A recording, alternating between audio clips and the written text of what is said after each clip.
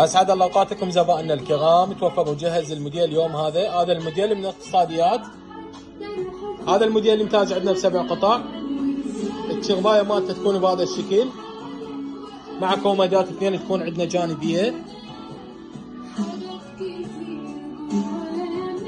النقش مالته يكون بهذا الشكل. اما الزاويه تكون عندنا بهذا الشكل، تكون باب دوار مع بابتين فوق بارتفاع الكنتور.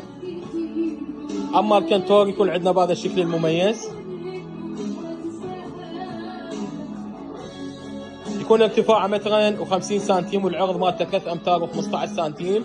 الاصباغ المستعمله تكون عندنا اصباغ بويه حراريه درجه اولى.